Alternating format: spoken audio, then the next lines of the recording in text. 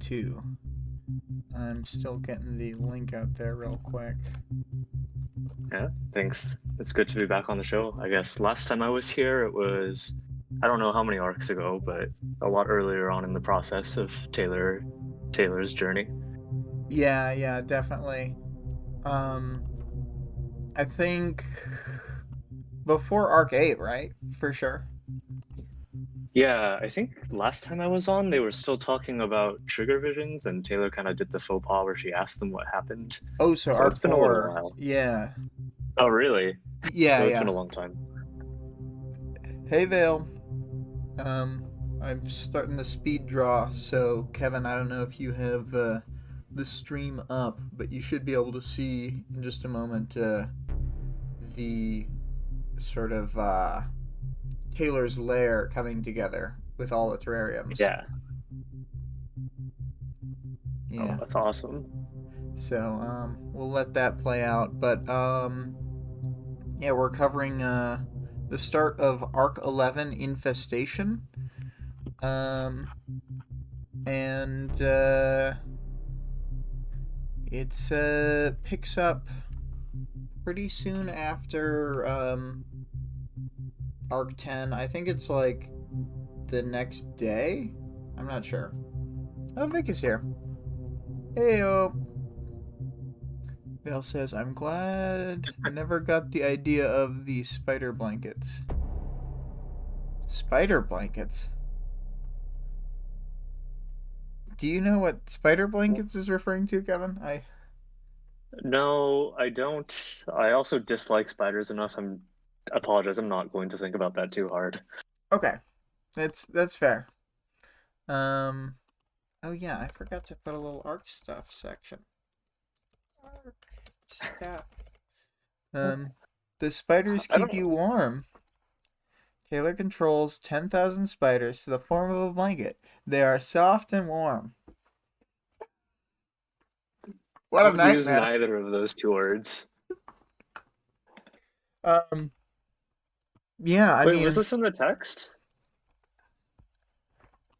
uh I don't recall that happening, but oh, 2 plus 4 times 5 is here. You know what? I gotta tell you, your comment on the Discord, which is still up there because we don't talk in the general chat that much, it was so funny, dude. When you said, I'm on my lunch break and I just got to the part where you were showing off the Dolly Mini's character designs. Then when I got to the final image of Skitter, Strike Through, Bug, I nearly spit out a mouthful of yogurt covered pretzels. Yeah, those arts were pretty wild. Oh, Greg's here too. Vale says, such a miss by Wildbow not to include this. Oh, yeah, I see the spider blanket is if you're reading between the lines. Um, Oh, good to know. yeah. I mean, honestly, at this point, Taylor's already wearing bugs like in her clothes, right? So we're not that far off. Yeah, I think that happens in 11.1, right? Yeah, Yeah. Oh man. Um cool. cool. So yeah, I really like this image. It's I mean, I had a slightly different like mental picture of how the room was laid out, but like it will probably slowly fade away and I'll just think about that. You know how these This is things awesome. go. Yeah, I mean, this is good. Um so then for I want to do the audience participation reminder, which is at the end we'll talk about what did you think of the dream sequence at the start of the arc the first time you read it. Um yeah, and then do you want to talk about this little theme you Yeah. got written down here?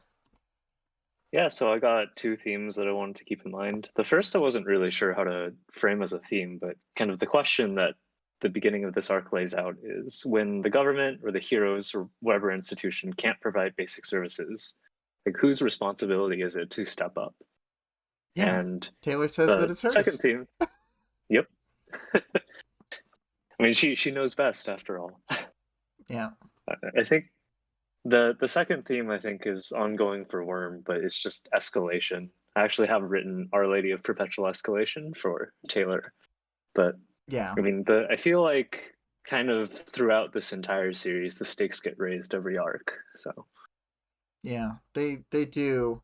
And sometimes it's in kind of oblique ways because like I would say that Leviathan was much more like I guess big destruction like destroys everything dangerous than anything mhm. they face in like the next couple arcs, but it's like the only thing that Leviathan does is kill you. Right. Um so yeah. Yeah. I guess in Um a way too, a mhm. lot of what happens in this arc is indirectly caused by Leviathan. It's like what happens to society after a disaster like this. So, Yeah, for sure. Vic says, I read the description several times. She set up the room kind of weird. The tanks are on adjoining walls. I would have done opposite, but that's just me. See, yeah, that I had just like been mispicturing it. I had been imagining they were like opposite walls and you walk and they're on your left and your right and then you walk to the chair, which is how she surveys the city because there's like a I thought there was a window near the chair, maybe. I don't know. I obviously was not thinking of it right, and it's easier when I have a picture to look at. yeah, no matter how much I thought about it, I just kept thinking about the inside of a Zamzo's. So I like seeing this picture because it's like way more menacing. Yeah, yeah, for sure. Like the back room with all the animals that you get to look at. Yeah, yeah. Oh my god. Um, so Vale says Taylor is so dramatic in this arc, theatrically dramatic. Yeah, I mean, she's really like Yeah. stepping into it. This is kind of a Cape thing. I feel like they like call it out more as time goes and they're just Mhm. like really open about it later. They're just like half of being a cape is theatrics. We have to do this symbolic gesture. Yeah. Yeah. She's pretty good at it too, honestly. Yeah. Taylor has the last terrarium installed, then hears Shatterbird is in town. Tear him down and start again. Luckily, I think by the time she was setting it up, they already knew because they announced the headquarters the same night that they knew about the Slaughterhouse Nine. But yeah, that would happen to her. Um, Mm. uh, Yeah. but yeah, the escalation definitely. She's always ramping stuff up because like she like somebody comes out and is like threatening to get the supplies or whatever. And she could like poke him a bit with her bugs and maybe win that way, but instead she's like, "Stab me, motherfucker!" Yeah, Yeah, that's not a normal reaction to that situation. I especially with her power set, I don't know. yeah. I mean, it's cool as hell, but like, it's pretty crazy. Like, why is this the first thing you thought of? Yeah, yeah, exactly. So, yeah, I guess let's hop into 11.1. Yeah. So I guess I'll go ahead, kick off. Yeah, I think you're So I gonna think, sort of take point on most of the stuff you read. I'll read like quotes and stuff, or any sections that you think are like kind of generic enough. But it's fine if you take the lion's share. That's kind of how we've all been right, doing it. makes sense. All right. So I guess yeah, we just finished the reading, but I'll say this chapter starts off seemingly in media res. Like we kind of jump into it. Taylor's fairly injured. It's honestly pretty hard to tell how injured Taylor is because she never seems to like appreciate how hurt she is. But Yeah, it's kind of implied that, yeah, you got to she kind of just tally took it up out. as it goes because otherwise she'll just like wait for a long time and then eventually she'll be like, "Oh yeah, these 10 things were wrong with me. I forgot." Yeah, actually, question. I've heard people talk about how the Bakata pain bomb screwed up her pain, like her perception of pain early on. Like, d- Yeah, yeah, that's no, supposed to be part of the reasoning. And like there's other stuff, like there's a point um where another character was like way later in the book is like, "Whoa, that should have broken my ribs." But because of powers reasons, it makes sense that they were tougher than they should have been. Mm-hmm. And it's just like, wow, Uh, cute. S- Sigma Jargon writes, "You were blind," which I'm pretty sure is a spoiler to talk more about at this point. But Yeah, yes, another holy. classic moment. Yeah, we can talk around some moments, you know. Um, Taylor's just a little bit ridiculous. yeah. Yeah. Um, Yes. yes, where were we? Somewhere. Yeah, right at the beginning of the chapter, it's implied that she just took out Trickster, Ballistic, and Circus, which at this point, at least the first time I read through, was like, did she really do that? Because I consider at least Trickster and Ballistic's powers to be pretty top tier. They're Um, really good. I yeah, think that she I could mean, beat but Trickster if it was one on one. She would like definitely beat Trickster because she can just swarm a whole area and would. What is he gonna like? mm, Swap her into a bee sting? I don't think that's gonna work. Um. yeah, But ballistic, yes, that would be redonkulous. Like the two of them as a in concert is like bonkers. I still don't remember what all of Circus's powers are either. So, Circus has very low like pyrokinetic ability, so can like breathe some fire, and then also can has like a pocket dimension to store stuff. So has like throwing knives mm, because they've got enhanced like accuracy with throwing, and so like it's kind of like a power set that each individually are pretty small, but like it's effective on like a street level cape fight, like hmm in the way that a lot of these people are, where they can just like kind of do a lot and be in a lot of situations and keep fighting. So got it. Thanks. yeah,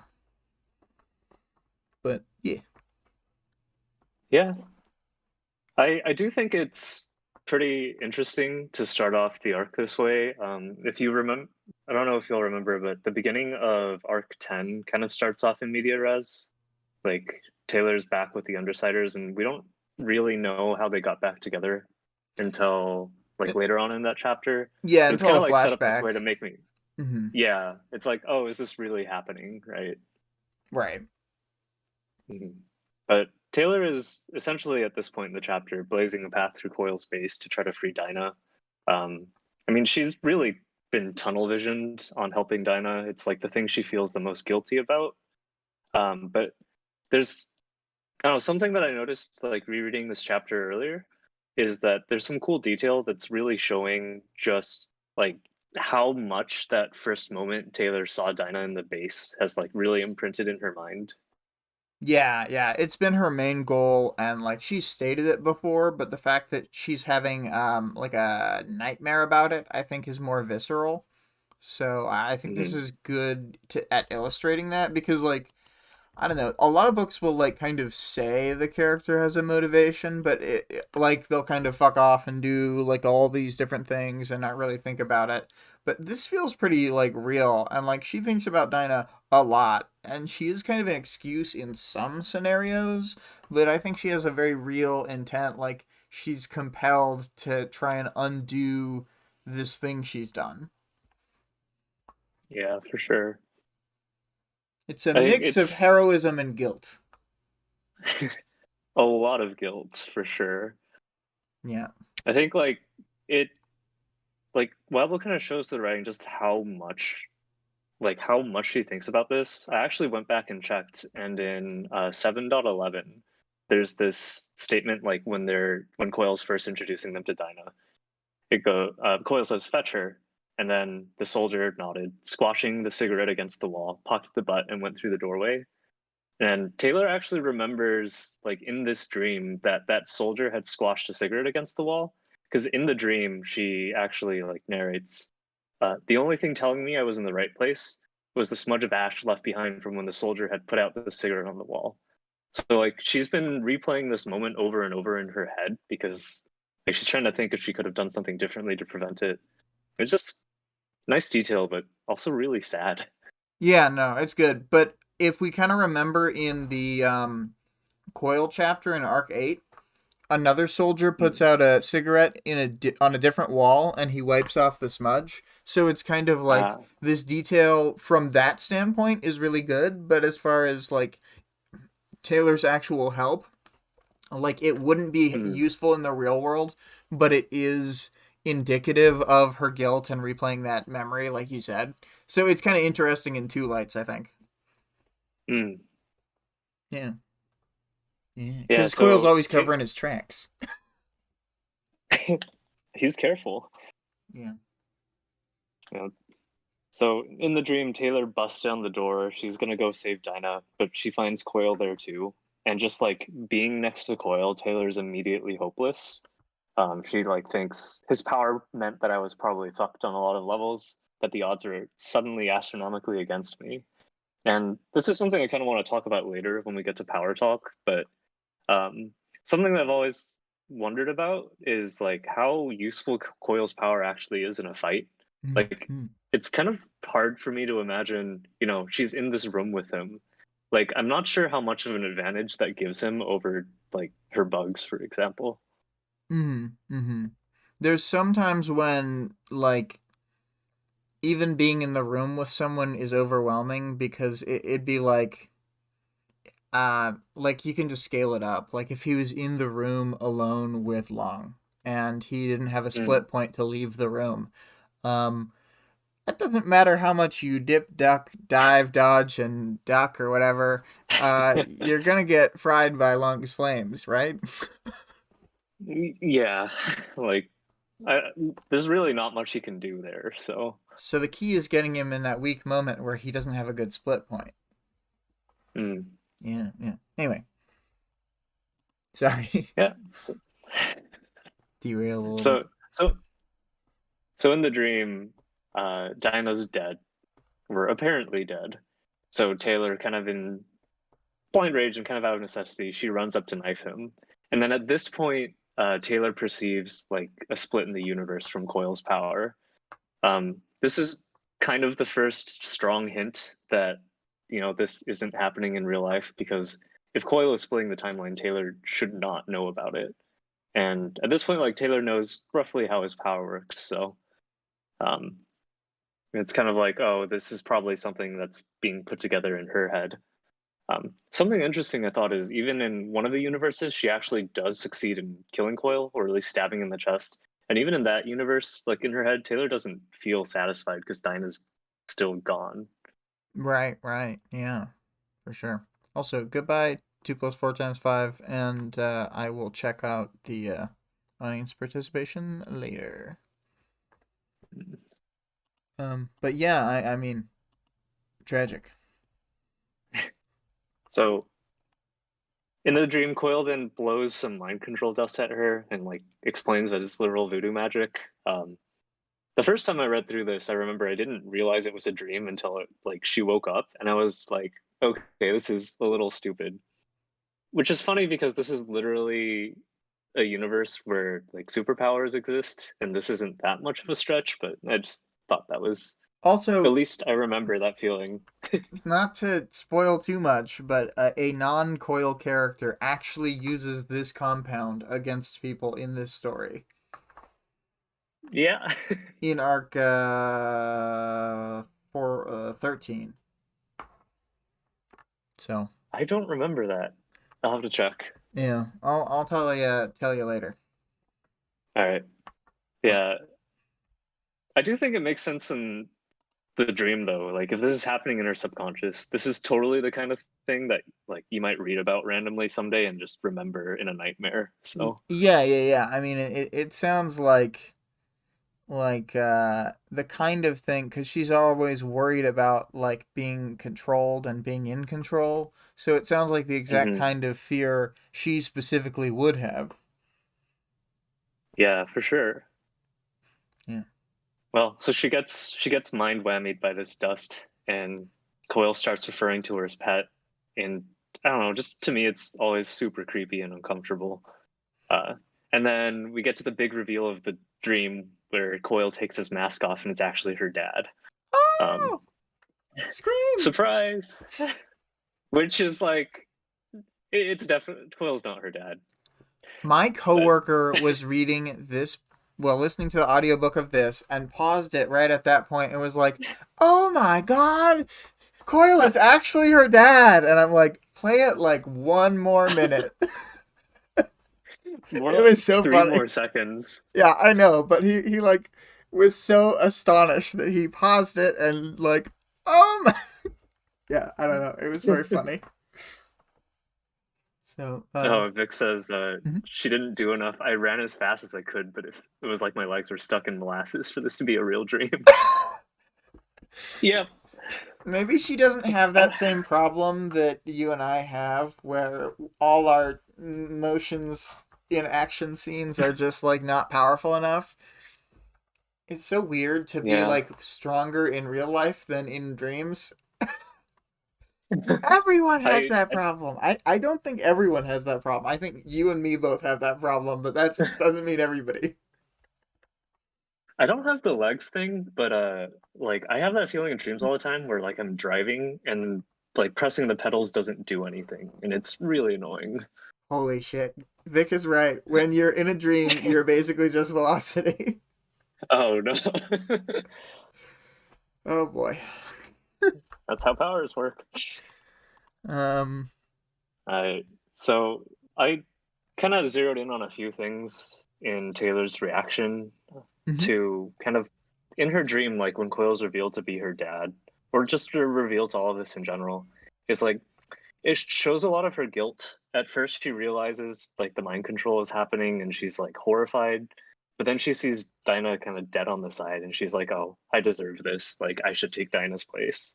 And she just continues to be super hard on herself. Also, she doesn't start crying until she loses control, and like we were just talking about, like Taylor really hates losing control, like from things like, part of the reason she ran off is because her dad locked the or closed the door on her.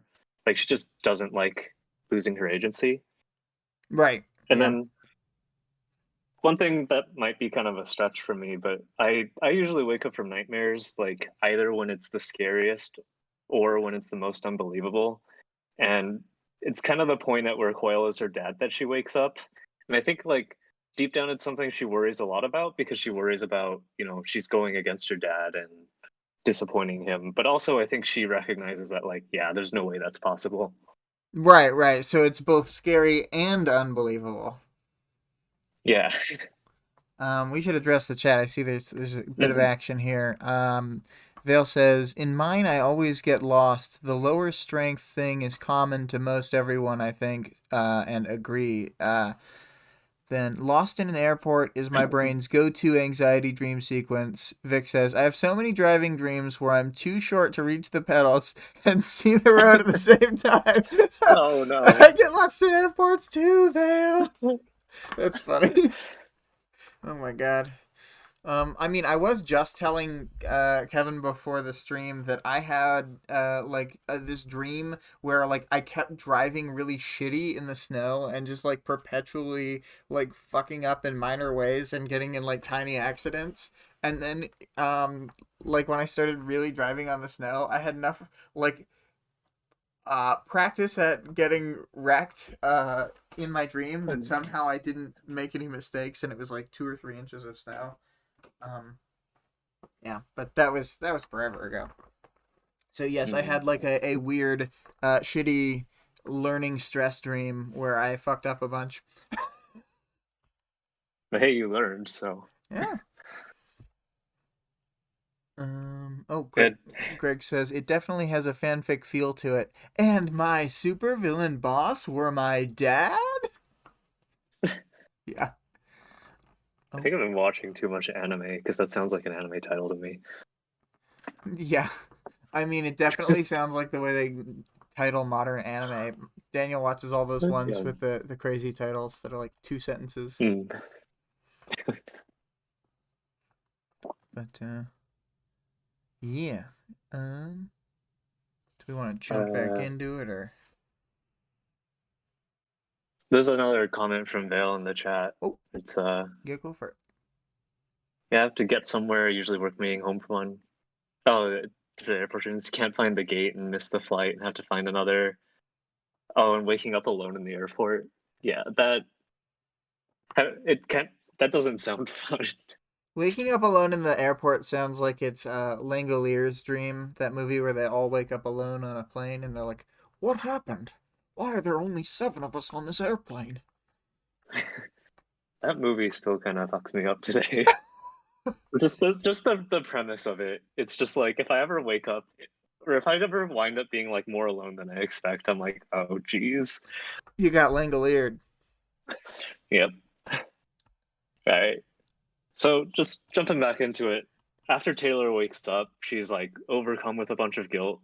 Interestingly, one of the first things she thinks about is what they did to Shadowstalker, and I'm pretty sure at this point she doesn't actually know what Alec did. Well, but she's thinking of all the stuff she knows about, like just the taking control of her and up until she believes that Shadowstalker was set free initially. Yeah, So she feels very guilty about that stuff and would probably feel much worse if at this moment she learned about the true scope of it. yeah, that makes sense. Yeah. And I also think it's pretty interesting, like at this point in the narration, she's still really worried about getting Coyle's trust and respect. And like, at least for me, it was pretty obvious from the beginning Coyle was never going to let her go. And just based on the other Undersiders also realizing this, I actually think Taylor's aware of this at some point, and she's just kind of in denial. Like she's shown that she's good at compartmentalizing in the past, and I think she's just like trying to hold on to this bit of hope, even though she's pretty sure he isn't going to let her go. Yeah, but also as long as it looks like she's fully working toward that, then it kind of buys her time to do other stuff too. So Yeah, right now she's kind of just going along with things like hoping some opportunity comes up, I think also. I don't know. Like yeah. I know that she still believes on some level that there's some possibility, but I don't know. It feels earlier on like she kind of realizes without ever stating it that there's no hope that she'll like legitimately um earn the hmm deal or whatever, cuz like It's not. he's not Yeah, going to do it. it's not really the same thing, but it gives me the vibe of like a shitty boss dangling a promotion in front of someone and then just like continuing to mistreat them and like I don't know, she knows, but she still tries. So Yeah. Yeah, for sure. right. Vale says my dreams are better made than the Langoliers movie. This is not a high bar. Nice. Yeah, I was trying not to just strictly roast that movie because in my mind I think of it when I think of like really shitty dumb movies where there's like bad acting, bad effects, like kind of bad writing. Um it's like funny bad across the board, I think. Like I watch it to feel amusement and joy rather than fear. Um and it's the same as Maximum Overdrive. Some of those Stephen King movies are real funny. But Yeah. anyway, I wonder if they were fun to make. I don't I know. think they were. It seems like they're having a good time, so I appreciate that too. I like when the people have a good time making the movies. Yep. When it's too I don't know. Some directors suck the life out of making art, and I don't like that. So. Hmm. Mhm. Yeah. So just a cool note, or I guess calling back to foreshadowing, Taylor's putting on contact lens after she wakes up. We know earlier when they were discussing Shatterbird, this is because they're kind of just generally concerned about class. Um, one note, like Taylor's talking about how much she hates contacts and how like originally Emma had recommended her to try them out in middle school. Uh, it kind of makes me wonder a little bit, like how much of her dislike for contacts is tied up to just Emma being awful to her. But Maybe, but I feel like it. Uh, I don't know. I kind of thought this was a moment where it kind of shows growth because she thinks about Emma without getting wrapped up in Emma. You know what I mean? yeah, that's fair. Yeah. I'll add though, I've been wearing contacts for more than 10 years and they still don't feel comfortable to me. I'm not really sure why I forced myself through it, but Vic I'm had just used to it now. Vic says no contacts suck, and had the funniest conversation the other day about it, where describing like, no, they go whoop onto your eye, like, and she kept making this noise. It was really really funny. And then it's like, it shapes your eye, and I'm like, it's like an Invisalign for your eyeball, and she's like, yeah, it shapes your eye. It was really funny. It sounds just a little more horrifying thinking about it that way. Oh. They go Swoop. onto your eye. Exactly. Ugh. Anyway, sorry. Glasses look so classy too. I'd wear them even if my vision was perfect, says Vale. Well, I get too distracted by glasses to wear them. And I have good vision. But they do the fogging up thing, like if you're drinking soup and then it just gets real annoying. I don't know. I'm thankful for my good vision. I will admit it Is it wholeheartedly. all the carrots? You know, Sorry. that's the joke. But I mean, we'll go with that. Yeah. I apologize if this is off topic, but like my when I met William first, like the one thing that my parents remember about him is he had just eaten like 6 pounds of carrots in a day. It is I still true. don't really know why, but my dad still calls you Carrot Boy. Yeah. So Yeah. I understand. And these things happen. Sometimes you just have a lot of carrots in front of you, and you don't stop.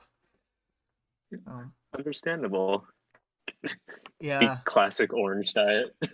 carrots and fish crackers. Yeah, that's what Greg's mom says about me, is that I had the orange diet. I would only eat orange colored foods. Um, Makes sense. but yeah. Anyway, moving on from my bizarre habits. All right. So the next thing up in this chapter is actually the description of Taylor's lair, and I feel like the art here actually does way more justice to this. But I just thought this was super cool. Like there are a number of notes of just world building that I think make a lot of sense. The like just her lair having metal shutters over all of the windows. Like I think it's interesting that they explain this isn't that out of place because like the city just got wrecked and crime is high. So it would make sense to have these for security anyways. Um, and kind of just like some interesting insight into where Taylor is. Like she's kind of, I don't want to say compartmentalizing, but she's still trying to separate like her cape identity from herself. Like she has the top floor of her lair for Taylor and the second floor for Skitter. Mm-hmm. Mm-hmm. Also, I want to gush about like how cool the concept of her lair is because just having bugs in the terrariums everywhere is, if you're afraid of bugs, super horrifying. And just like the little note she has about having Coil's special effects guy set up a bunch of like beetle activated switches is cool. Just like so she can remote control all the electronics in her lair. Yeah, I like the idea that they have like backlighting so that they like project like spider shadows if she turns on specific lights. So, It's yeah. like even with all of this description of like how imposing the lair is and how much she's thought it through, um, there's kind of like just still some, I guess, like human or funny moments in the text. Like Taylor's talking about this abstract painting that she had Coil get for her, and she's like, "Oh, this looks kind of like a giant dick." Well, that's what she was trying to avoid. I think that she's saying she thinks she managed to avoid it, but she hasn't gotten Yeah, confirmation yet.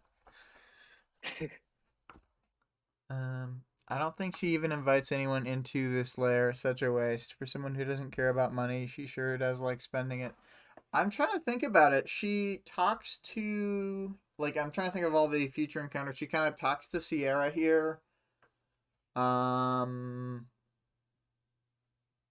I don't think, I think in some of the last bits where she's using this headquarters, she does use it, but like for almost no on-screen scenes. I think she also has emergency surgery in here because, right. you gotta have emergency surgery sometimes. So it gets a couple uses. Oh, Yeah, actually, in 11.3, she's sitting in here just lounging while she does her business with bugs. So yeah. But you're right. You're I right. guess She barely grants any audiences. without saying too much, she doesn't wind up having too many chances either, right? So, Yeah. Um. I know what you mean, Vic. It seems like it's set up for other capes to visit and for her to have like do deals and whatever. But um the thing is that like the wheels come off the wagon too fast for the Undersiders. Like there there aren't long periods of stasis where they're in the same thing. Like the loft was washed away so fast after Taylor come in. Like she's the oncoming storm. yeah, pretty much. Yeah. Anyway. I guess I want to Mhm. gush about the world building just a little more Yeah. because, like, the layer's hooked up to just like interchangeable water, septic, and gas tanks that Coil's kind of paying to change out, and it has its own backup generator.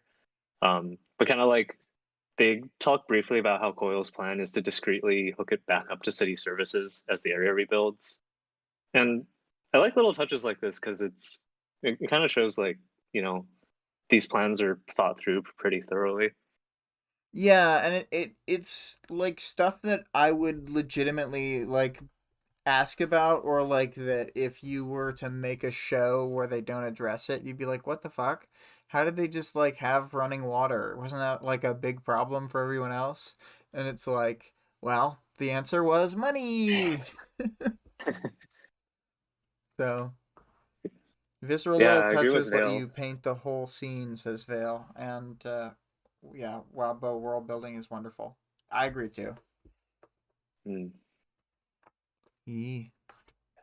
So yeah, so after all of this, Taylor has woken up from a nightmare. It is like 5:45 in the morning, and she's feeling very petty, very relatable, and she just calls up Coil with a list of demands.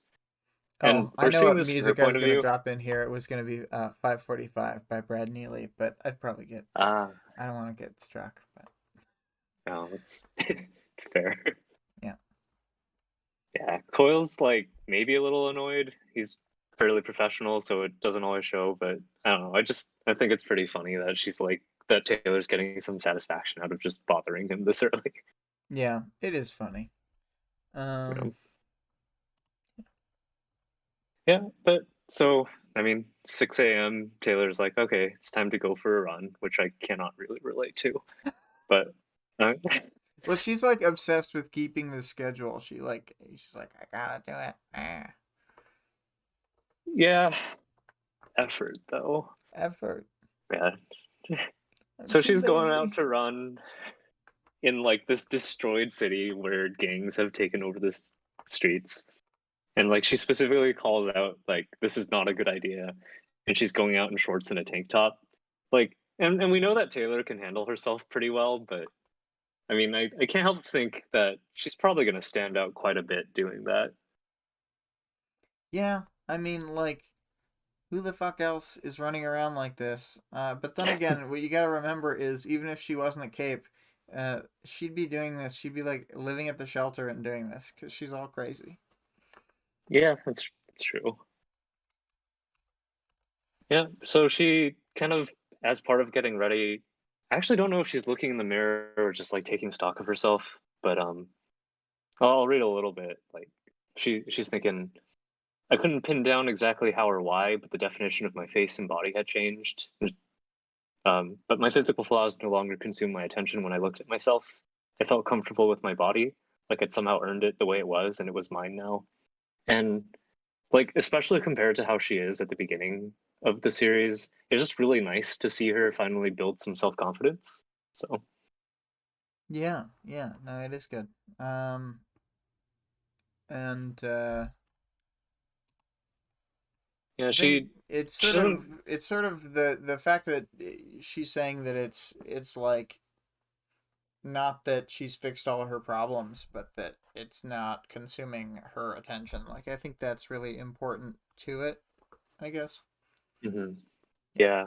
Yeah, it's a really healthy change. At least part of the mind shift is healthy. She kind of follows this up quickly by like how consumed by guilt she is right now. And kind of like in this moment, the focus is less on Dinah and more like how her parents, or her mom, if she was still around, just wouldn't approve of what she's been doing. Yeah. Yeah. It's a whole thing. She thinks about both of her parents. Yeah. Oh man, her home situation is just so sad. Yeah. Well, now she's Anyways, got her nice new apartment. full of bugs. Yeah. So she goes out for her run. It's I kind of like we've been talking about with the work building. I like how the city is painted. Like there's hopeful aspects. It's super early in the morning, but like people are working hard to rebuild Brockton Bay. But also some realism, and just like the merchants are kind of taking power and they're kind of doing their best to stop reconstruction efforts. And actually, I think that like the merchants' motivations are set up really well here because when they're first introduced to us at like the villain meeting, like it's clear that no one really respects them or pays them any mind. Like we kind of established that even the Nazis think they're terrible, but Right. it's like it's believable that this kind of situation is like the exact kind of environment where they do well, right? And I think the text that pulls it together is like in the wake of what Leviathan had done to the city, everyone had been brought to their level. So Right. Right. Yeah. And like, um, there were some people. I guess they kind of talk about this very briefly in the Weld chapter, but also it'll get mentioned like in stuff that happens later on that this did happen. That there were people from the surrounding area that kind of did the same thing as the Slaughterhouse Nine and came to the city after Leviathan, but like these people came to like join the merchants and like go yeah, all bonkers. So I almost the merchants like the name is helpful for the story to talk about them, but it's almost more just like a comment on how people behave in situations like this rather than necessarily like a cohesive group. yeah, um, they sort of tie together more of an idea as far as like what they represent in the story. Um, like you're saying, Mm. and they give a common banner for all these people who have all these different reasons to like kind of just do bad things and like act very aggressive and like spiral out of control. So, Yeah, yeah. I Yeah. mean we get more of them later, but they're just the worst. Yeah. Um, So mm, kind of the way the chapter kind of closes off, Taylor is kind of looking at the city and just taking stock of things, but she gets interrupted mid thought by her dad recognizing her. I mean, she's running on the boardwalk. And I think like this is an interesting parallel to how her dream ends. It's like she kind of gets snapped back into reality by her dad, oh, there but goes here instead gravity. of being sorry? Oh, it snapped back to reality. Oh, there goes gravity. Yeah, mom spaghetti. Yeah. Sorry. Yeah. Yeah.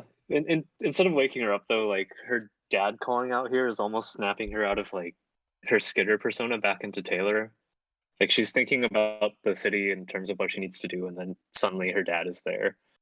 And I just find that I think their exchange here is kind of heartbreaking because like Danny's trying really hard to like get her back into his life, but he's just really worried he's gonna say or do something wrong and drive her away again. And it's kind of sucks seeing that. Yeah. Um, Taylor's mixed herself. Like you can tell she wants to reconnect too, but she can't really come home at this point in time. Like I've got a she's working new for lair to run. Man, you wrote some funny stuff yeah, right there. yeah. She has a lair to run, and she's got her mission to save Dinah. You know, when you're a young supervillain on the go and you've got a lair to run, Yeah, she's got responsibilities. She can't just she can't just leave that behind. she can't just mess around at home all day with dad. Way about Dad, don't embarrass me. Exactly. I think though, like in some of the past chapters, she a lot more of her internal dialogue is like how much she hates lying to her dad, but really out of necessity here, she has to tell a lot of lies, which is also pretty sad. And she does warn him about the Slaughterhouse Nine, which at least to me is like almost more of a foreshadowing for us, the audience, as it is for him. It's like reminding us that this is coming. But Yeah, they end up leaving on okay terms. Yeah. I think it's good in that way, but it also like it's it makes sense that she would tell him that, but like the fact that she knows that, like if he had had more time to think about it, it's like how would she have that information that early on? And like the hope is that that he never connects the timeline or whatever, but like she knows before the whole Yeah. city, you know. Yeah. So anyway, Suspicious. if they were playing Among Us, he'd start mashing the button to. He'd be like, Taylor's the imposter. I'm sure Danny's got plenty on his mind right now, though. So, Yeah. well, they they leave okay. Like they have some vague promise to try to get lunch together, but they don't really make plans. Mm-hmm. Yeah, but yeah, the chapter ends with Taylor running her lair, and the last sentence I think is pretty badass. She's just like, "Time to claim my territory." Yeah. We've talked about before on the show, but Wildbow does really good chapter starts and chapter ends a lot of the times. Um, and I don't have like a lot on the top of my mind, but that's a pretty good one, you know? Hmm. Yeah. Yeah, I mean, so overall, like for this chapter, I like it a fair amount. Like I was gushing about it, but I just really like how fleshed out Brockton Bay is. Like I really hate when like cities get destroyed in books or movies, and you kind of don't sit on it at all or consider what happens next. But like the chapter does a good job of setting up some of the conflicts that are coming up next, like with the merchants, as well as foreshadowing the Slaughterhouse Nine. Um, I don't like dream sequences though, uh, especially since I kind of got baited into thinking it was actually happening because the last arc started similarly. For me too, But I mean, we're I definitely we'll talk about it a little more, but I definitely for a while was like, what? Until like Coil's power came into play. yeah, we don't have to wait too long though, like for the power detail to come up, and it's like a pretty heavy hint that it's a dream. Yeah. But like I do get why he did it.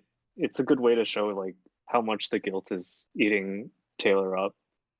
Yeah, if he did like more in the story, I think it would probably be like bad. But like the level Yeah, that it's used now is good, and like dreams hold like more like a lot of significance narratively and with parahumans. So like because parahumans often represent like narrative concepts and stuff, like their dreams are usually pretty important. yeah. I think it's a nice parallel though, like her dad showing up in the dream versus her dad showing up on her run. Yeah, So it's yeah. a nice structure there. But I mean, it's like at this point, like Taylor really can't go back. Like she's really committed to the villain thing at this point. Like she's running the lair, and I mean she's also like completely consumed by trying to save Dinah. But even if she wasn't, I don't think she could stop. Yeah, she's like very tied in now. Ever since they like all in, as they say, said Greg. Right? Uh, Yeah. when they had Coil revealed to them, then it became a big deal. If she had like left the Undersiders the night before Coil was revealed or something, then she could have left, I think. Um, Yeah. but Vale had said earlier, I know how much I say how much I know I say how much I love the art Vic does too often, but I love this one too. My favorite thing is how Vic draws a scene as close to canon as possible. Visuals like this are just amazing. Well, there you go. Um Yeah. so yeah, it's like I think she's like fully tied in for a while, and it's kind of just hitting us. Um I think now how like fully bought in she is as well, and like this is gonna be like a long term thing. But Mm. yeah. Yeah, all in. All right, I'm gonna hop into 11.2. Um, this chapter starts a little bit later. Taylor, now as Skitter, is in the back of a large truck with 7 of Coil's mercenaries, all crowded with boxes of supplies, and one more merc is in the front driving. The mercenaries are dressed in hazmat gear as cover. Not an uncommon sight in the city right now due to the conditions, but it's a good excuse to keep their faces more or less masked. She says in her thoughts that they've been driving around for about 15 minutes. So it's, they usually do Yeah, a pretty good job of setting the stage when the chapter happens compared to like other stuff. Um, for sure. Approximately tracing the perimeter of Skitter's new territory that she'll be taking. She's been gathering a swarm. For the first time, she can just take all the bugs and not worry about being noticed. Being noticed is more or less the goal right now. So, on top of that, the conditions have never been better for bugs in the city. Like we talked about last arc and in arc 9, with the flooded streets and no sanitation, the bugs have been, they've found a paradise by the waves. Um, Oh, I little thought it bug was resort. I thought it was cute to think of them. They have their own little oceanside town, It's a partially in the little, ocean. it's a little less cute thinking about just like how many bugs, like just like a wave of bugs rushing down the street is pretty scary. Maggots. Yeah, or like a cloud so dense in the sky that it blocks out the sun. Oh, Yeah, our bees will blot out the sun. Oh boy. Um. Uh. Let's see here. Sending all the crawling insects toward the center of her territory, she keeps all the flying insects above them, forming a large, dense, noticeable swarm over the truck. Using some of the bugs, she forms some barriers on the outer edges, admitting to herself that this is mostly to make sure her dad doesn't see her in costume. Danny would know Skitter was Taylor right away. Um, would he though? I think he could probably tell. She moves like a bug in normal life already. A real bug person, and she Yeah. also like has the free hair, so it's like kind of obvious Oh yeah, there. definitely. And I mean, the bug eyes might represent her normal glasses because they literally have glasses lenses in them, or prescription swim goggles or whatever. Yeah. I forget, but let's see here. Yeah, another group of bugs was finding and marking all the people in the area so she could tell how many people there were and where. Yet more of her bugs were setting to making writing and pictograms on the walls of rooms where people were.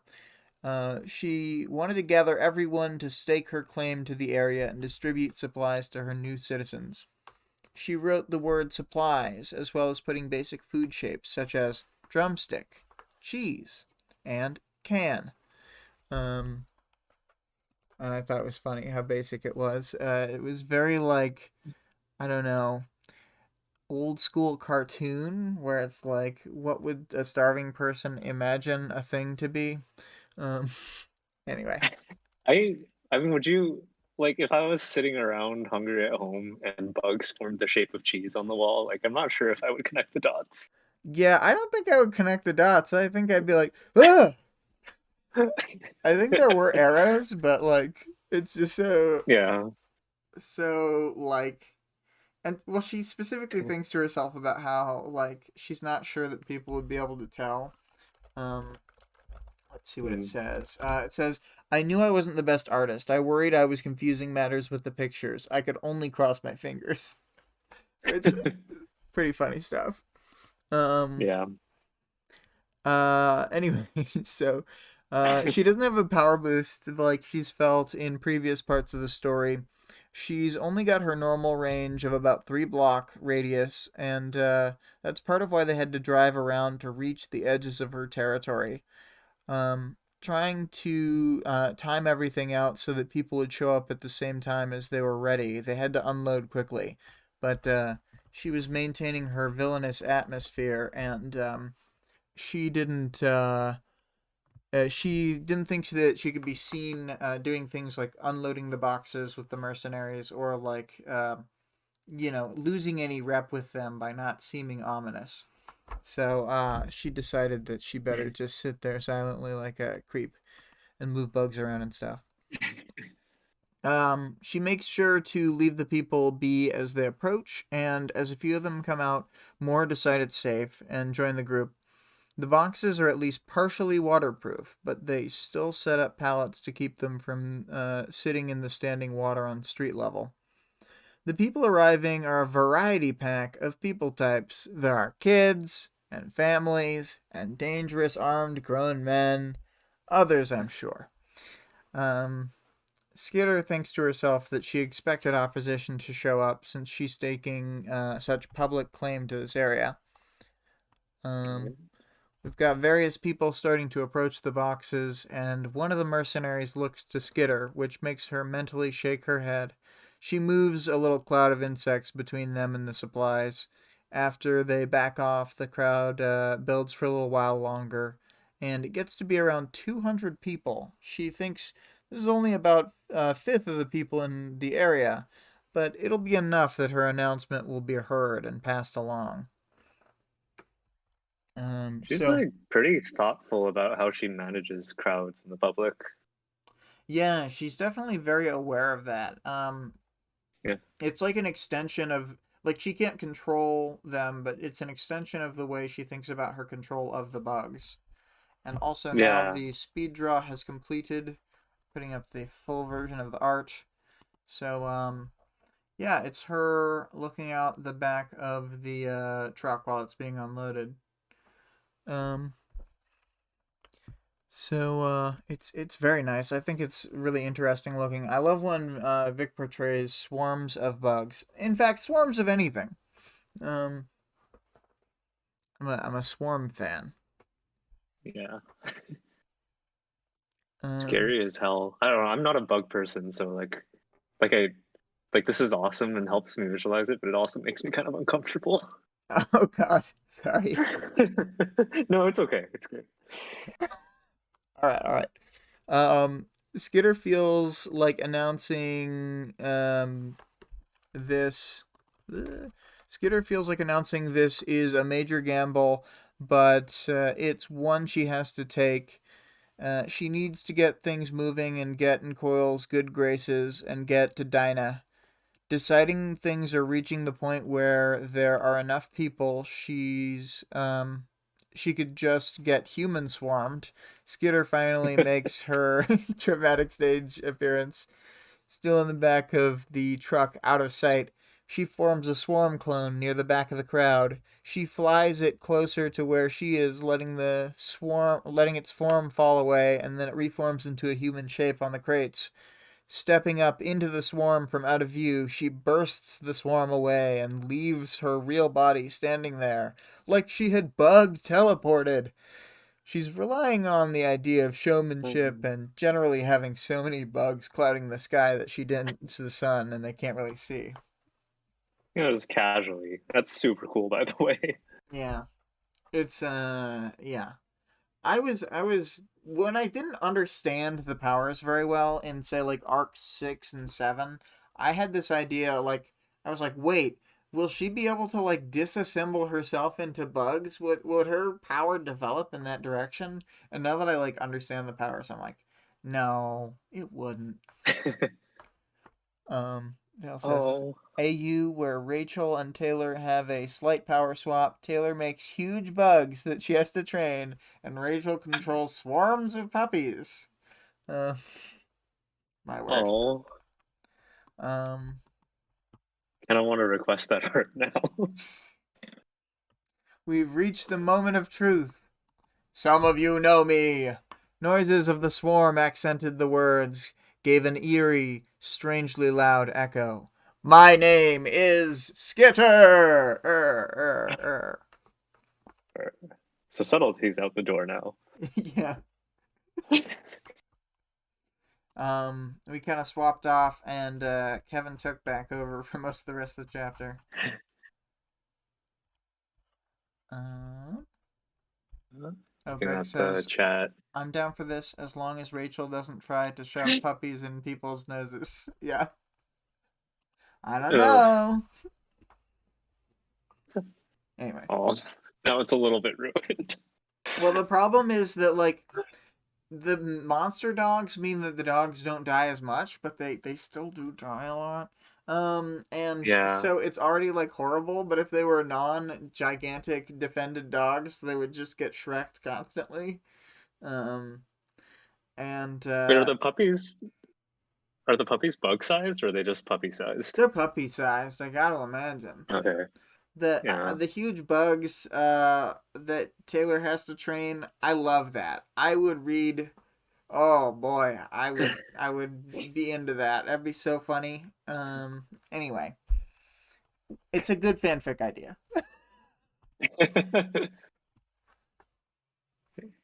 Vale says the bank robbery scene with Dennis is suddenly cute. Oof. Yeah. Trying not to kill him because of perception. Yeah. I guess they'd just be frozen in a shell around him too. Yeah, but they might Sorry. get crowd dynamic destroyed, like pushing and shoving into each other while they're frozen, and then I mean while the other ones are frozen. See, it all turns Yeah. out terrible on the battlefield. You just can't bring a puppy into a battlefield. That would actually be a really good power for just deterring violence, like for to stop the heroes at least. Oh no, yeah. Just put the puppies between you and them. It's so evil. Yeah. That's All right. my AU evil Rachel. She controls swarms of puppies as meat shields. Oh. Oh, bitch. Stop All firing. The right. puppy mancer is here. Anyway, All right. Jumping back.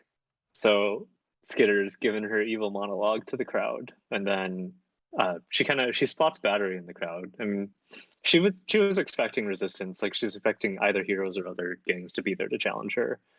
But kind of like seeing Battery pulls her back and reminds her, in her words, how fragile this whole thing was. Like she's trying to establish legitimacy here, or at least power, and like the PRT is like the official or legal jurisdiction here.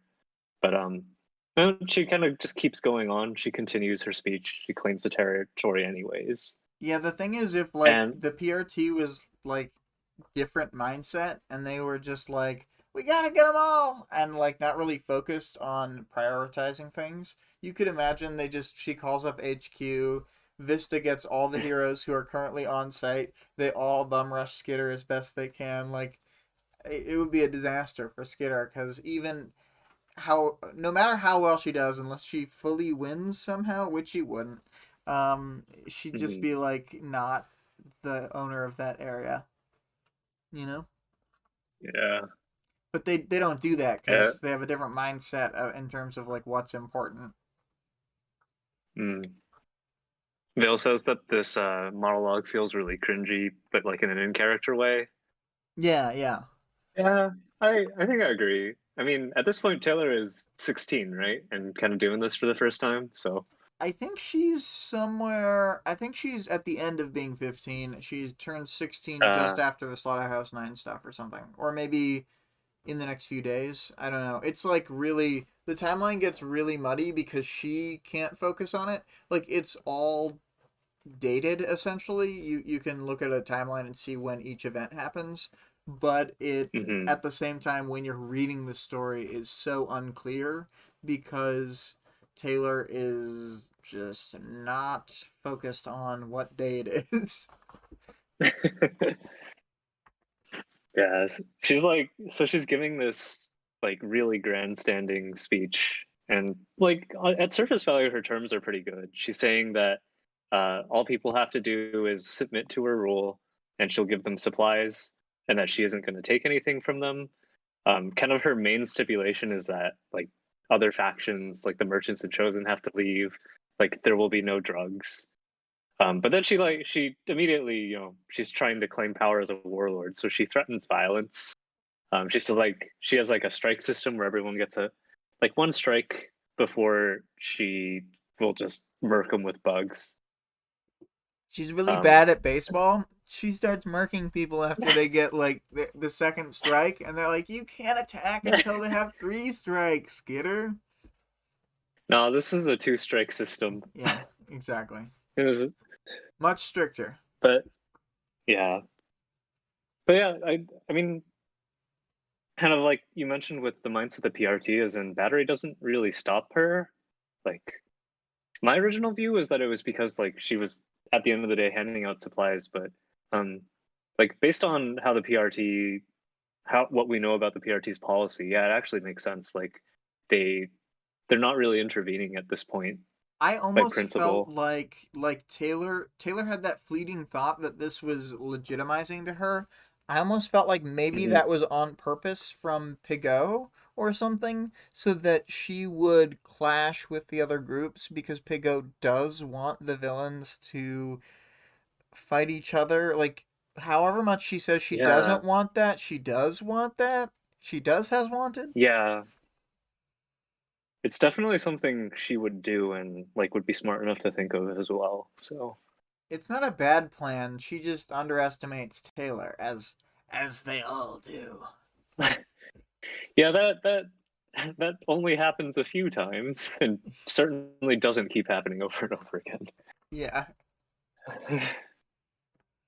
I think it's interesting. Like we know Taylor has generally good intentions here because we're in her point of view, but like like if I was a citizen in that situation, I wouldn't believe any of that. Like this this is really frightening, and like I wouldn't believe that the helps has so few strings attached. Um, but I mean, the situation is so bad in the city right now. Like the supplies really are just necessary. Like from my point of view, I think that the crowd is going to take help really just because they need it and they don't have alternatives right now. Hmm. Yeah, there's just like it's like this or no food.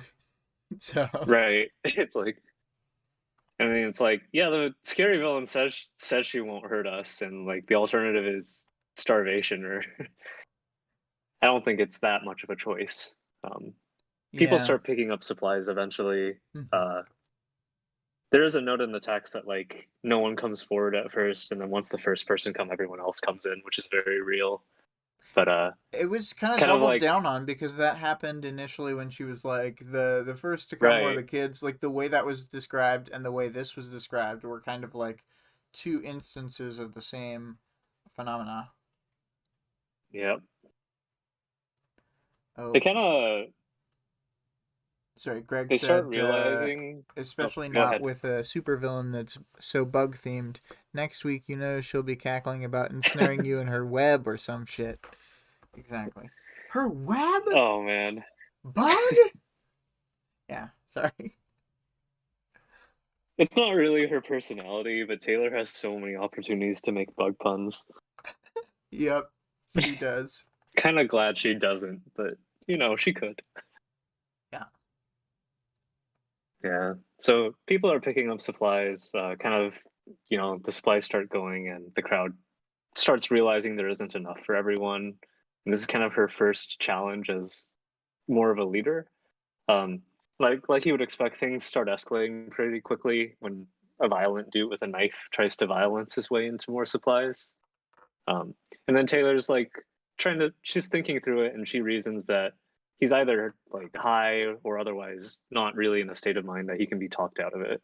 So she she looks at this and she's like, okay, this is an opportunity to establish my power. And instead of just wrecking him immediately with her bugs or with her mercenaries, she's like, hey, come stab me a few times because this is a normal thing to ask. Man, she's hardcore. Everybody knows. Don't fuck with Taylor.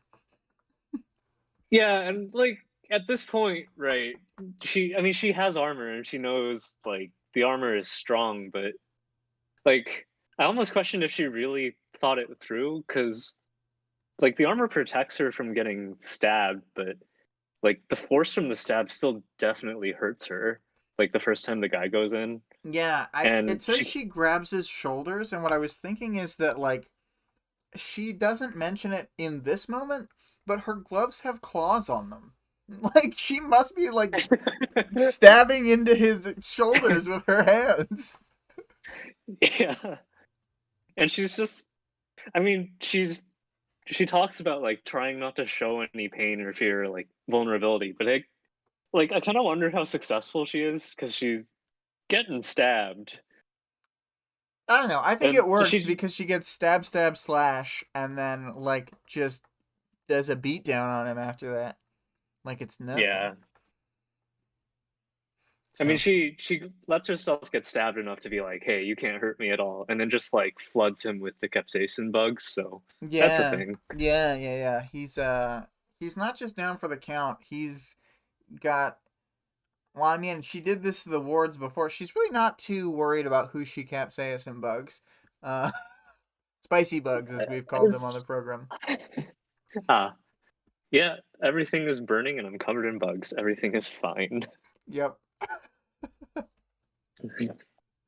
Um, where were Uh, we? oh, yeah. One thing is like while she's kind of shouting at him and giving the beat down, she actually brings up the word bully, like, and Yeah.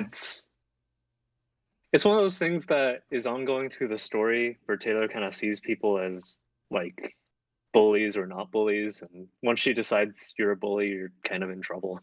Yeah, we talked about it before Victoria had identified the bully the bully victim bystander setup in Taylor's mind, and we don't really get an example of the bystander, but she has this idea that being a bystander is as bad or worse than being a bully in some fashion.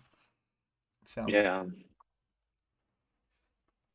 Vale says in the chat that I like to think that none of her theatrics land like she thinks. Like when she jumps into the middle of a swarm to appear out of thin air, everyone can see her the whole time. oh, that'd be really funny, and just nobody says it because she has other theatrics of being so scary that like no one wants to say anything. So Oh, that would be amazing. that like you saw that right? That she just walked into the swarm, like Shh, clearly don't right don't there. say anything. Yeah, She's got. she'll put bugs on him. Yep, just don't say anything. Don't draw any attention to yourself. Yeah, exactly. Yeah, yeah. So she downs the knife guy. Like he's on the ground writhing in pain, and she goes to like exert some more dominance. And Battery finally intervenes when Skitter picks up the knife. I mean that kind of makes sense. Like if you think of the PRT as cops or whatever legal enforcement, like she can't just sit by and watch this murder happen. Um, but like at least to me, it's a little annoying because Battery didn't really do anything, or at least didn't have a chance to do anything when the knife guy was threatening people at first. Like, admittedly, Skitter probably just did something first, but I don't Yeah, know. but battery's super fast. She should have been quicker on the draw. Right? It's like, yeah, you're gonna stop her now, right? I don't know. Yeah. But another interesting thing is like when Battery's like, "Oh, Skitter, you can't use that knife." Um, in the text, Skitter's like, "Wasn't planning on it. I lied. Swarm buzzing in sync with my words. I'd considered stabbing the guy in the hand or somewhere where it wouldn't be terminal, but hadn't been certain on the route I would go." Yeah. And like, I think this is an escalation for sure. Um, uh, like I don't know, just stabbing a dude who's already down in front of a bunch of people is not the most heroic thing. Oh, certainly not. It's pretty but I mean it's pretty effective intimidation wise. You know, Yeah, that guy's gonna think twice about talking to Skitter again. yeah. I'm gonna add to our themes compartmentalization, Yep. and bullying. Uh, Bill says Battery wanted a ration before helping, a snack. Yep, no food, no police. They just needed to get her some donuts. She would have stepped in a lot faster, you know? If only they had opened the donut crate first. Right? Anyway, yeah. Yeah. So uh, after this, Skitter and Battery have this kind of like interesting back and forth. Like Battery is kind of talking about how much she doesn't like this, how much she doesn't trust Skitter, but she doesn't actually do anything to stop her. And I think like the motivations are pretty complicated here, because I think Battery can definitely recognize that civilians are getting help that they wouldn't get otherwise this way, but everything Skitter's done recently, like the attack on Ward's HQ, the things that Battery knows about Skitter, like the double agent stuff, and just what the Underdeciders have been up to, like it makes a lot of sense that she doesn't trust Skitter at all. Yeah. And like yeah, the other thing that comes out of this is Battery is revealing that like to the PRT, the Undersiders were classified as low priority, and that's like a big reason why they haven't been facing heroes that often. But also that Battery expects their classification to change after they attack towards HQ. Yeah. Greg is referring back to a previous episode where we talked about alternate guns for Kidwin, and one of them was the snack gun to feed his own team on the go. If Battery needs snacks during patrol, she should just ask Kidwin for help. I think he has a gun for that. I would like a snack gun. Yeah, it's I it's wasn't. designed with Tinker Tech to get the snacks right into your mouth. I missed that. Like, does the Tincture Tech know which snack the person wants, or is it like a random snack every time, or like the same snack? I don't remember all the details, but we'll just go with yes. Okay, cool. Anyways, I think like we have Skitter's point of view, so we know her main driving motivation is to improve the city and to help Dinah. But yeah, I agree with Battery here that like based on what the PRT knows, at this point Skitter is kind of just Skitter, known dangerous and liar. untrustworthy. Yeah, Yeah. Wild card, bitches. yeah, Yeah. that too. But I mean in the end Battery leaves and I don't know, I kind of like I think in the moment, at least to Skitter, this seems to give her legitimacy. I think at least the way I read the situation in the eyes of the people, like the bystanders, it feels like it gives Skitter legitimacy. Because like law enforcement has backed down at this point. Yeah, she's kind of like de facto in charge. Yeah, he's like, yeah, the PRT is not going to stop her. So I mean, at this point, Yeah. Um, yeah, and like the PRT is not going to step in to bring them supplies, so where else are they going to get it? yeah. It's a whole So thing. after It's a battery, mess. yeah, it's a disaster, but they're making do. Mm-hmm. Kidwin's snack gun includes capsaicin coated chips after the PRT HQ fight. Oh no. Right. Um, So yeah, after battery leaves, I think there's a pretty cool example of just Taylor being flexible with her power. So she gives everyone ladybugs to make sure she can track down the people who don't get supplies, just like as a way of knowing where they are physically.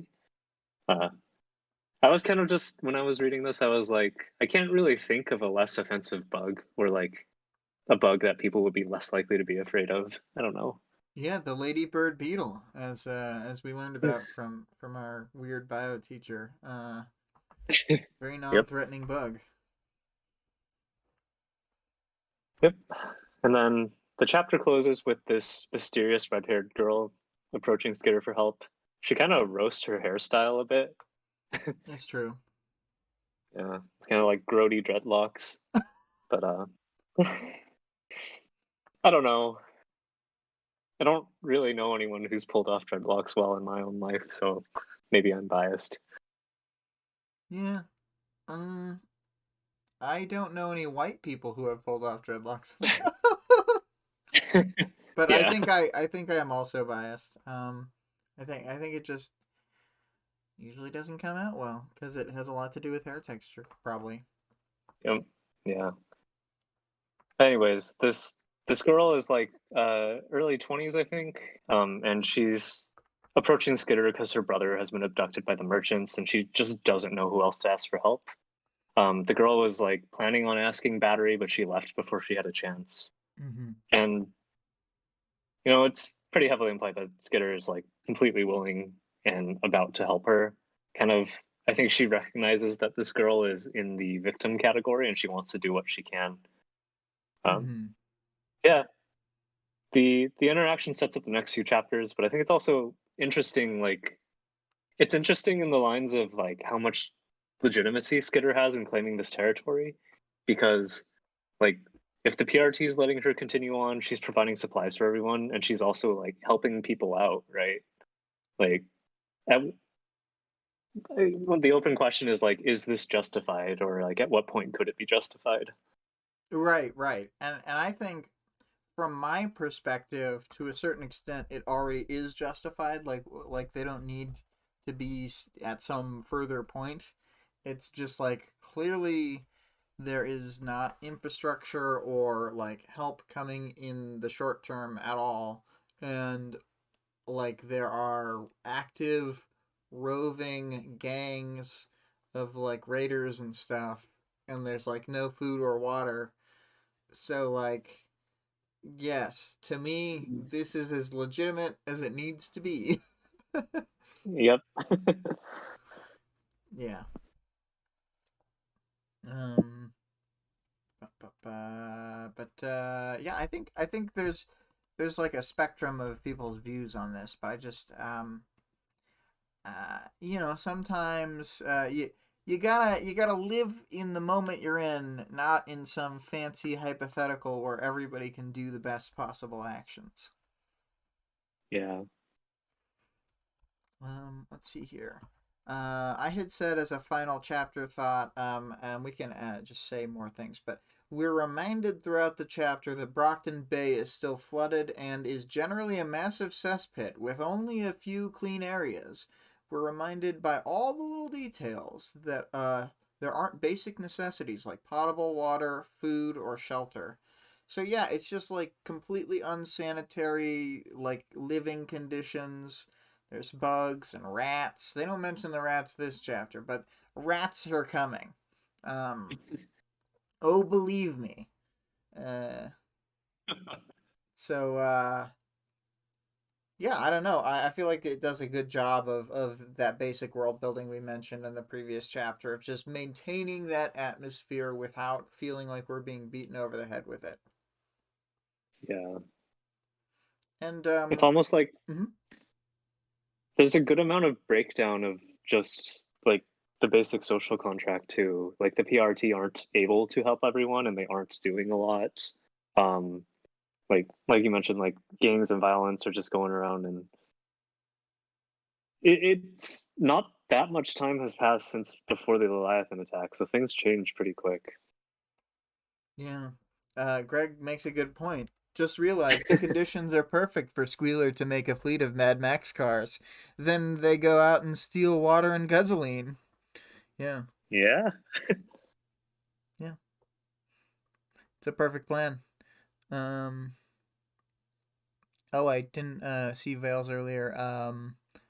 Or so Greg had said butterflies are close but also way more fragile, and then Vale said this was the alternate Mm. timeline where Skitter used ladybugs, Coil had to collapse the earwig version of reality. Oh boy.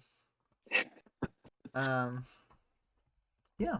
And then the arc stuff section, which I forgot to add in until the last second, that is generally how these chapters relate to the arc. And given that it's a chapter 1 and 2, this is like an Mm. extended setup. Arc 11 is kind of like two arcs because there's going to be like a front half and a back half that are very different. And like the back half is all different interlude characters. And it's like a full split 8 and 8. So this is like a slow setup to the idea of Skitter owning territory, and then it's like a setup to the basic conflict of Skitter versus the merchants, which will be like expanded upon when we see her talking to Sierra, the mysterious dreadlocked girl, um, or mysterious red dreadlocks woman, as I put in the characters section. Um, and she'll fight some merchants. They'll go about some things and then come to a greater plan against the merchants. But it's a good setup. Be like, these guys suck, and they're gonna stab Taylor, and she's gonna be like, I don't even care because I'm crazy. Oh no, I've been stabbed again. Typical. I don't think we really need to say Are you more about the keeping? arc stuff per se. Yeah, I was just curious if you are keeping a running list of Taylor's injuries throughout the story. Oh, I haven't been, but if someone wants to compile one, we can start doing that. That sounds like a big list already. Um, Yeah. yeah, maybe I'll do that at some point. I do weird stuff like when I did the Weld chapter, I was going on a road trip, so I listened to all Weld chapters in Worm, um, to get a little more perspective on Weld. Um, and luckily it gave me some overlap, so I almost was able to listen to all Flechette chapters in the back half of that road trip, but I did not quite Mm, finish all of them because she is in more chapters than Weld, kind of. Um, I think. Anyway, yeah. unimportant. Moving on to the characters section. Um, you want to say what you wrote here about Denny? Yeah.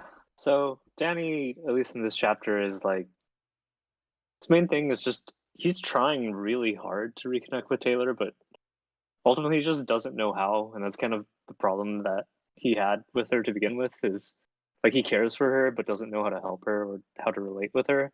Mm-hmm. So he's just walking on eggshells this whole chapter. He's trying to keep his distance. He doesn't want her to run out on him again. Um, like I think the statement that ties it all up is, I'm afraid to ask you to come home because I'm not sure I can stand to hear you tell me you won't. And it's, oh, I like Danny a lot in this story, and I've always felt like really terrible for him because he doesn't deserve the things that happen to him. Yeah, it sucks. Um, yeah, Danny, his story is mostly pretty sad. Um, Yeah. so these things go. It is parahumans. Um, Yep. we got Coil. We don't see him that much, but he's on the phone call, and he's like, "I no longer need to impress Skitter, so I will be upset with her and very curt because I'm not actually that good at controlling myself and being cool." Um, so Coil's a dick. We all know it. Yeah. The mercenaries, these guys seem pretty okay. They don't have powers, but they're employed knowing it's likely they'll fight capes. Highly trained and capable. All the mercenaries wearing what are more or less identical cape outfits, even if it's just hazmat gear, feels like it's symbolic for them being, for all intents and purposes, part of the cape game. Skitter goes out of her way not to interact with the mercenaries too much, wanting to convey power and confidence. And yeah, I Yep. think I think they're like a little squad, and probably like a handful of coil mercenaries, depending on which particular ones, are equivalent to having a cape. They just all have the same power of gun. Speaking of gun, do we know where Coil's sniper is at this point? Always hidden on the rooftop right behind you. So watch out. Um, let's see So here. for hmm uh, have we had this interlude yet? No, no. Okay. The times we've seen Battery so far are um, Taylor idly thinking about the capes very early on in the story, and thinking about how Assault and Battery are maybe brother and sister, or maybe going out, or maybe both. And Uh. then another portion is Battery is there with Shadow Stalker in the mall when Taylor gets arrested, and then Oh at right. the gallery fight, they defeat Battery pretty early on. Taylor barely encounters her. Um, Mm-hmm. but they basically haven't interacted. It's funny Yeah, because Scott and Matt on We've Got Worm thought that this was a three beat of them interacting with, like, her interacting with Battery. I really don't think that her and Battery had any meaningful contact before this point, d- despite those scenes I just fair. mentioned. Um, Greg says that is the right correct react or is the correct reaction. Not even sure which one, but I'll take your word for it. Sometimes the delay It makes was it really hard to connect, it was the brother and sister or both, Oh I yeah, yeah. think. That makes sense. Yeah, that is correct. But Taylor specifically is like, I don't read that tabloid stuff, even though, like, how could she know that if she didn't read that tabloids? It's a little defensive, Taylor, thinking about how she's better than all that, except she still knows all the details or whatever. Yeah. Yeah, I So guess mhm. I guess I was for Battery, like since we're only seeing her a little bit through Taylor's point of view in this chapter, she's not really painted in the best light. But I think her like everything that Battery says at least makes sense to me based on what she knows and what the PRT knows. Yeah, I think Battery acts pretty reasonably here and isn't very aggro at all. Like, she could be Hmm. really aggro really easily. I can think of several of the heroes who would just kind of like be like, "No, I'm gonna flip out on you." Yeah. So, Vale says Taylor doesn't read those tabloids now because mail delivery isn't working and her base doesn't have magazines yet. Yeah, but at the beginning of the story, she's all like, "I'm above all that." Yeah. Definitely worthwhile to annoy Coil and ask for magazines. Yeah, I mean, she would do anything to annoy Coil. Um, I think it's really weird that she's like working to impress Coil, but she's also like, I was reveling in annoying him. It's like, I, what are you doing here? Anyway, so moving on to this young lady who we will learn to know as Sierra going forward. She's all like, "My brother, he has been captured by the merchants. He is very sad, and I am very sad." And Taylor's the only person who can help because Taylor has the power of bugs. Um, Yeah. yeah. I mean, I don't have a lot more to say about her because it's like kind of a cliffhanger, and all of her storyline is mostly introduced in the next chapter. So, Yeah. yeah. Well, she'll be a character going forward. Um, Yeah. so there's some powers, knowledge, and world building. I'll let you kick it off on your notes here. Yeah, so this is kind of something I've been trying to figure out for a while, but it's like how can Coil use his power in combat, and is it particularly good? Because the way I think about it, he needs options and time to use his power. Like obviously he needs different options to take to use his power at all. But since he's limited to two universes at a time, he actually can't try every option at once. So if you don't give him a lot of time to react, he can't try too many different things either. And also, like we talked about a little bit earlier, you know, if Coil's like locked in a room with Lung or some other brute, like what really can he do? Yeah, yeah. There's only so much he can do. Like if he's in the room I'm in and Lung is also in this room, he's gonna get squished no matter which dive, duck, whatever he does. He's there's no option that gets him out of the room. So his power needs to be used early enough that he's not in the situation where he can't dismiss that reality. But if he's ever maybe got some sort of Greek hubris, like a Greek tragedy where he's got hubris. Uh, sorry, that's just like what all those stories are about. Then Yeah, then maybe he would have split the timeline in a situation where he thinks he is safe, but in fact he is vulnerable. You know? yeah. And Vale says that Coil's power is amazing if he chooses two completely different options, but isn't personally engaged in any danger. Yes. Yeah, that makes sense. At most, you want to send one of yourself to an encounter. Yeah. Yeah. Oh, it's like okay. Mm-hmm. Sorry, I was just thinking it's a little bit like having a cloning power where you live if there's at least one copy of you. And then like most people with that power just always keep one copy permanently safe. I guess it's harder for him to do that. Yeah, he kind of does that anyway. He, like, most of the time Hmm. has at least one of his people, like, one of his selves, just constantly in the base.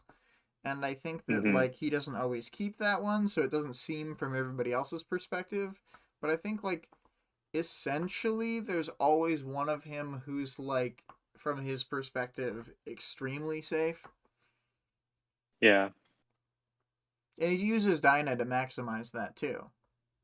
right. So. That's that synergy is really good. Yeah, yeah, exactly. Because he says he like changes the numbers that because his power interferes with hers because like they're both precog powers, you know. Right. I guess speaking of Dinah, I did have another powers question, Mm-hmm. which is less like mechanically about powers, but in like Taylor kind of thinks or she expresses that one of the things that she's most worried about is that she might be able to save Dinah, but that Dinah will be like too broken to go back to her old life. And kind of like my point is, was Dinah ever gonna have like anything close to a normal life with her power? Because first of all, I don't know. I don't think I understand if she can control it perfectly. Like sometimes it seems like if she has a thought that's phrased like a question, the power triggers. But like I think even if she it's has I think complete it's kind of control, like one of those yeah. hair trigger powers where it can go off without her wanting to. Like she says at one point, if you ask the question, then I have to look for the number and I can only Uh, like do it so many times. She says that like as a reason why people shouldn't like mm-hmm. idly ask any questions in the way they're talking to her. I see. So she has to like condition herself not to trigger it then. I think so. I think she gets better Yeah. at like dealing with that, but that initially it's like a hair trigger thing where she almost has to like Yeah. automatically use her power if she's asked a question like that that can formulate an answer. Yeah. Yeah. Vale said, yeah, agree. She doesn't have much control. Yeah, when her brain interprets the question, the power goes. I guess it's kind of like Lisa's power doesn't turn off, right? Yeah, she has to like active suppress it most of the time, I think. Mm, It's like she can let it be more open to her, but she can never have it fully off. yeah. Oh man, that's awful. Yeah. I guess though, like what I worry about for Dinah is like even if she has perfect control over when it pops, I feel like the temptation or just knowing you have the power still ruins your life, you know? Um, and like on top of that, if Coil found out what her power was, I feel like other people know too. So she's kind of forever a target for this kind of abuse. So I Yeah. just yeah, she seems like she's in a pretty bad spot because of this power, no matter what. A lot of people get like powerful but not in a way where they can defend themselves. Yeah, So they have to set up like intricate things like become enmeshed with other groups. So like what Kid Win was saying to Chariot when he was pitching the wards that Tinkers have to be part of teams because they'll get like swept up by people if they don't. right. Yeah. So um yeah, it's definitely something the story's interested in exploring and we'll see a lot more of. Mm. Did you have anything more you wanted to say about Dyna before we move on to the stuff about bugs? Nah, that's about it. Okay, so I just pulled some long quotes because I was like, I don't know how to summarize this in a better way. Um, we'd been driving for 15 minutes around the perimeter of what I hoped would, and some of this is cut out, so like if you're like, you didn't read X part, that's because I cut it out. We'd been driving around for 15 minutes around the perimeter of what I hoped would be my territory, gradually closing in toward the center. I found the bugs closest to the edges and sent them toward the middle. Of the ones that couldn't fly, I had them gather, or of the ones that could fly, I had them gather overhead. It was more bugs than I'd ever controlled at once. My power seemed to crackle in my head as I drew in and interpreted all of the data. I was almost convinced I would finally see the upper limit of my power, that I'd reach for more bugs and realize I couldn't control any more. It didn't happen. The cloud of bugs that were gathering in the center of my territory were starting to cast a visible shadow on the area. They weren't the only bugs I controlled. I had others on separate tasks. With a number, I created barriers, heavy clouds in alleyways and across streets. I had other bugs sweep through the inside of buildings in my range. I made contact with people, stirring some from their sleep. As I sat on the crate in the back of the truck, nearly motionless, I was making a tally. How many people were here, and where were they?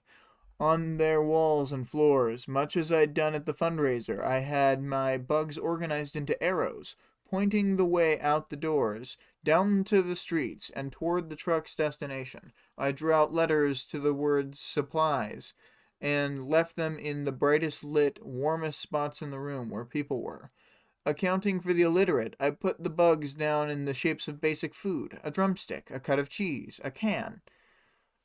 So I think like she's doing all of this at once. It's this whole thing. She pulls off like the bug teleport trick. She's doing the most. She is pushing her power in a lot of ways, and I think that's important because you're going to see her develop more and more in this next section of the book, and she's going to like pull so many tricks out of her like ridiculous bag of tricks, I guess. She's out of control. She can't keep Just getting away with curious, it. Hmm.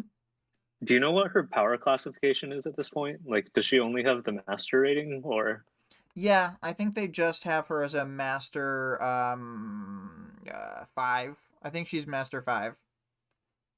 yeah? Uh, Because mhm. I feel like the thinker part of this power, or like the multitasking, is like the strongest part for sure. The multitasking and the spatial awareness are both like really really important to the way she operates because she's one of the only ones who can in many ways like secure her surroundings. Like Regent can sense people coming physically because he can sense their nervous system.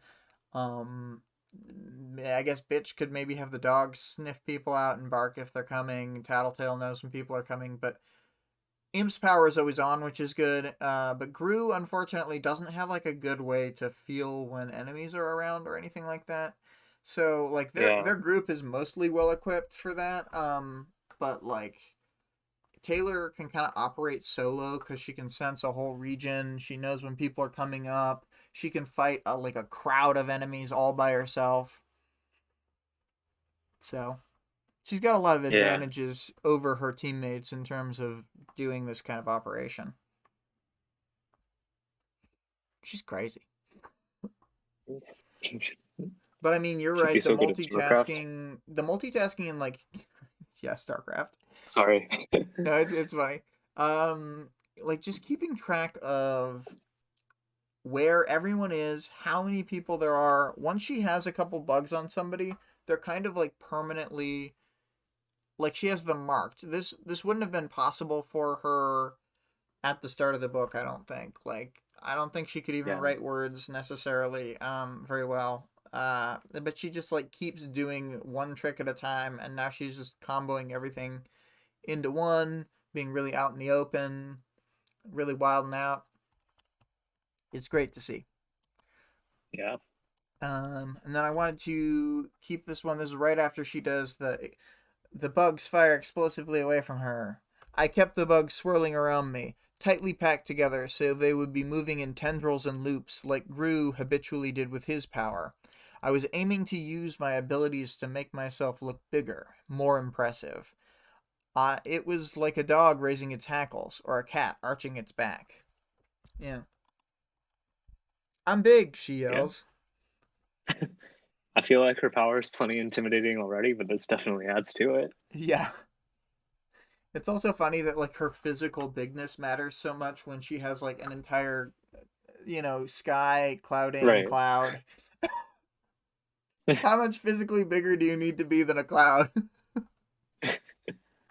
Anyway, I'm gonna run through the audience participation answers, and then we can sort of bounce off them, and then any final thoughts we have, we can include as well. Hmm. Vale says Taylor has such fine control that she could make a HUD minimap above her head with every person tracked, and highlight with various labels and colors and draw lines to her next quest target. She could, but the good thing is she doesn't even need to because that's in her Brisbane. She's got it all in the steel trap. Um, Yep. um, so the question for was relating to 11.1. What did you think of the dream sequence at the start of the arc the first time you read it? Vale said, I loved it for how well crafted it was as an anxiety dream sequence. I hated it for the same reason because those dreams suck.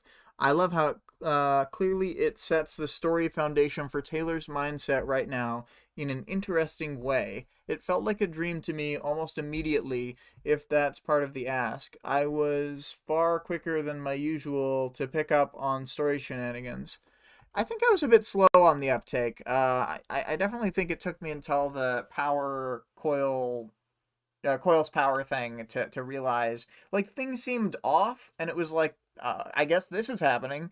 But I was like, oh, this is like totally wrong. Like his power like hasn't seemingly had any noticeable effects in the past. You know. It took me a long time to figure out it was a dream, and that it took me until she woke up the first time. But the whole time I was reading it, it did feel off. So, Yeah. Uh, but I mostly agree with Vale. I like the sequence because of the things that you and I discussed, where we talked about how it really represents her current mindset and like the fact that she can't escape this. But mm, yeah, so 2 plus 4 times 5, it said the dream in 11.1, or the 11.1 dream sequence was one of the best dream sequences I've seen in literature because it doesn't make much sense in hindsight, but during the dream it seems real enough to be almost plausible. Also, after she wakes up, I love how she's like, wow, that dream sucked. I guess I must be feeling guilty about my dad or something. That's how a dream sequence should happen. IMHO. Like after the dream is done, it shouldn't be vague about what did or didn't happen. And the point of the dream shouldn't be needlessly hard to pick out from the rest of it. It's a dream. It shouldn't need to make sense afterwards. Yeah. I thought it was pretty yeah, well done in that regard as well. In that like it's just plausible enough that you're like, okay, and then after you get out of it, you're like, okay, that makes sense that it was all just kind of like because it seemed fucky the whole time. Yeah. yeah. That's a really good point. Like it, at least for me, when I usually wake up from dreams when I figure out that they're dreams, and reading through that has the feel of like that's not quite right, and kind of piecing together that this isn't possible. And then you're like, it's Danny. What? Yeah, He didn't think about Coil at all when we saw from his perspective. Anyway. Um, and then Vic had said, honestly, I think this dream sequence might be Wildbow poking fun at the fandom, like giving them what they want slash what they're theorizing. And then when Taylor wakes up, she's like, wasn't that so stupid? It didn't make any sense at all. Yeah, I'm gonna add. yeah. I'm gonna add a imp ha ha ha reaction like Waldo. Or I mean 2 plus 4 times 5. Vale and Kevin. We'll multi up on that. Vale says, "Is Coil actually Danny?" Was a Reddit thread 2 months prior, so I guess it was. I guess it was out there. People were thinking it. Do you have any Yeah. more thoughts on the question? Uh, Not particularly. I think I appreciate the dream as I appreciate the dream sequence more and more the more I think about it. But I think it's just the way that I read through almost all of this on audiobook just while I was doing other things. So that Mm. might be why it took me longer to pick up. Yeah, I that's was true. annoyed. I was annoyed the first time, but That's funny. Oh, Vale bamboozled us. Says I made that uh, up. I don't know if it existed. I mean, maybe it was. I'm gonna look. Well, we can add it to the lore later if we find something, but Yeah. for now it's apocryphal.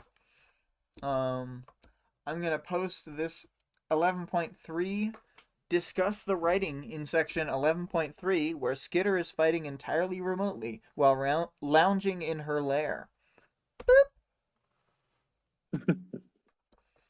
So, question sent. Wax House, baby! Yeah, Greg hits us with the ultimate reference. Um, I can't explain why Wax House, baby is a reference, but because it would take too long. But it Okay. is it is an internet bamboozling of great proportions and low stakes. Alright. Perfect. I'm gonna start the outro music. I'm thinking, um, boop boop boop boop. It's the same as the intro music. Do you have any last thoughts before I start reading the credits? Not particularly. Thanks for having me back.